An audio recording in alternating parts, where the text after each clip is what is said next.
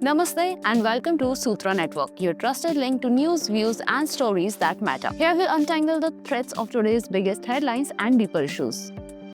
US President Donald Trump has cautioned Israel to exercise caution following a September 9 airstrike in Doha, Qatar, which targeted Hamas political leadership and killed at least 6 people, including a Qatari security official. Israel claimed full responsibility, citing its goal to eliminate Hamas, while Qatar condemned the strike as a violation of its sovereignty and international law. Trump emphasized the need to be careful about attack locations, noting Qatar's importance as a US ally. He highlighted that the strike was unilateral Israeli decision, reportedly causing a heated call between him and Netanyahu. In response, Qatar is hosting an emergency summit with Arab and Islamic states to plan a unified response and safeguard against future attacks. Qatari officials described the strike as state terrorism and an attack on mediation efforts, underscoring its impact on ongoing ceasefire negotiations in Gaza.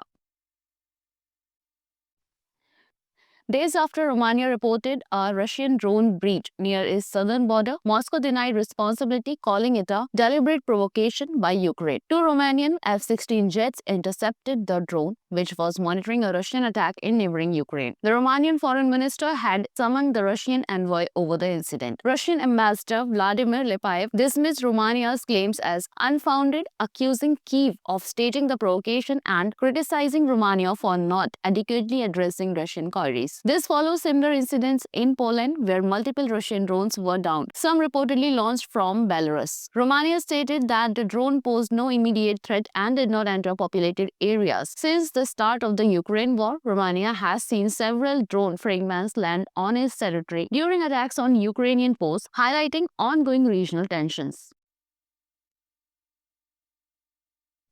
The Supreme Court on Monday refused to stay the Waqf Amendment Act 2025 in full but suspended key provisions. Suspended sections include those allowing district collectors to determine whether a property claimed as Waqf belongs to the government and the rule that only a practicing Muslim of at least 5 years can dedicate property as Waqf. Chief Justice Bhushan R. Gawai clarified that the 5-year requirement will apply only after states frame rules to assess religious practice. The court allowed mandatory registration of Waqf property on the centralized Umeed portal to continue, but ruled that property disputes must be decided by Waqf tribunals and high courts before third-party rights can arise. It also capped non-Muslim membership in central and state Waqf boards and suggested CEOs, preferably as Muslims. Petitioners argued the law punishes the Muslim community for state failures and discriminates against them, while the center defended the amendments as necessary for transparency, preventing misuse and protecting tribal land, ensuring proper oversight and safeguarding historical Waqf properties.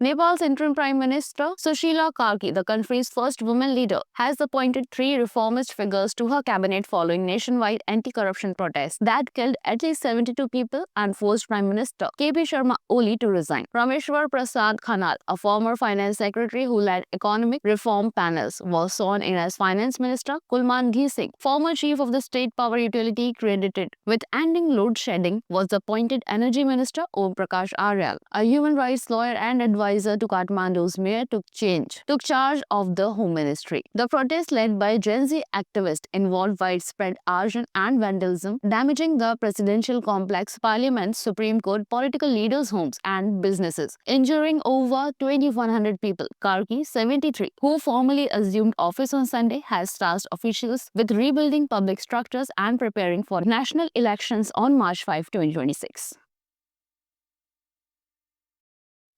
Owen Cooper from Warrington, England, had become the youngest male actor to win an Emmy for his role in the Netflix mini-series Adolescence. Born to a carer mother and IT professional father, Owen initially aspired to be a footballer and played a Warrington Rylands U15 before taking weekly acting lessons at the Drama Mob in Manchester. He made his screen debut as Jamie Miller, a 13-year-old accused of murder. Selected from over 500 auditions, his performance earned critical acclaim, the Primetime Emmy, and the Gotham TV Award for Outstanding Supporting Performance in a Limited Series. Since Adolescence, Award appeared in St. Fander's music video Little Bit Closer and will star in BBC Three's Film Club. He is also set to play young Heathcliff in Emerald Fennell's Wuthering Heights, scheduled for release in 2026, solidifying his rising career in acting. In NFL Week 2 Sunday Night Football, the Philadelphia Eagles beat the Kansas City Chiefs 2017 in a Super Bowl rematch, improving to 2-0 while the Chiefs fell to 0-2. The Dallas Cowboys overcame the New York Giants 40-37 in the season's first overtime game. Other notable wins including the Seattle Seahawks defeating the Pittsburgh Steelers 31-17, Los Angeles Rams beating Tennessee Titans 33-90, Buffalo Bills overpowering New York Jets 30-10, and New England Patriots edging Miami Dolphins 33-27. The Cincinnati Bengals, San Francisco 49ers, Baltimore Ravens, Detroit Lions, Indianapolis Colts, Arizona Cardinals, and Atlanta Falcons also recorded victories, remaining unbeaten or securing early season wins. Groww is set to file an updated draft IPO document with SEBI, aiming to raise $700 million to $1 billion at a valuation of $7 to $9 billion, allowing early investors partial exits. The platform, founded in 2016 by ex-Flipkart employees Lalit Kesare, Harsh Jain, Neeraj Singh, and Ishan Bansal, posted for year 2025 revenue of Rs 4,056 crore, up 31% with a net profit of Rs 1,819 crore, backed by Y Combinator, Tiger Global, Peak XV Partners, and Ribbit Capital. Groww is India's largest investment platform by active users. It recently acquired Fisdom to expand its wealth products and plans to grow commodities and margin trading offers.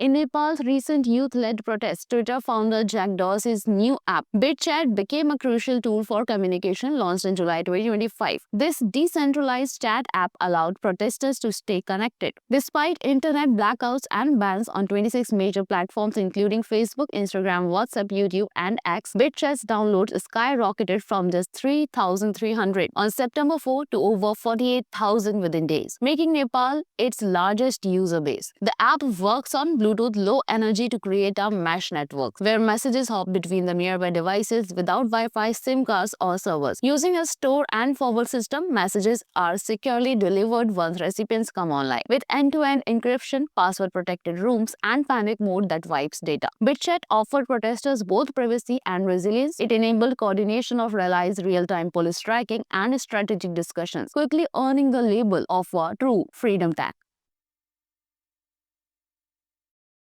India's Kaveri turbofan, designed by GTRE for the Tejas fighter, struggled with thrust, weight, and sanctions, leading to its 2008 delinking and adoption of GE engines. The dry Kaveri variant salvaged research for UAVs. A major breakthrough arrived with the Safran GTRE joint program initiated during Macron's 2023 visit, offering full technology transfer. Over 12 years, 9 turbofan prototypes will be developed, delivering 120 to 140 kN thrust with advanced single crystal turbine blades, thermal barrier coating, and hot section design, all under Indian IP. This engine will power India's AMCA fighter, enabling super cruise, self-reliance, and strategic edge in the aerospace propulsion. Nalayak turned ST City Friday Jam in Gurugram into city-wide sing-along, performing unreleased tracks and fan favorites at the 10th edition of the festival. The pop rocker Sahil Samuel, aka Nalayak, energized the crowd from the moment he hit the stage, encouraging fans to sing along to songs from his upcoming album Marammat, including Gulfam, 3 AM Thoughts, and Cauliflower. Crowd favorites like Sunday and Zakir brought the amphitheater to life, creating a shared immersive musical experience. Fans praised the show as unforgettable, with many vowing not to miss the next Friday Jam session in the series. The Mumbai metropolitan region, including Navi Mumbai, Thane, and Raigad, experienced heavy to very heavy rainfall over the past 24 hours, prompting the IMD to issue red alert. Belapur recorded 159.6 mm, while Mathran saw 271.4 mm. Mumbai received 111.19 mm in the island city. Morbi Dam is at 101% capacity, with high tides expected today and tomorrow. Authorities have warned of flooding and landslides in low-lying areas and Ghats. Maharashtra Deputy CM Eknath Shinde will review disaster preparedness at Mantralaya. The IMD forecast further intense rain, thunderstorms, and winds of 30 to 40 km per hour, urging residents to avoid non-essential travel and stay indoors.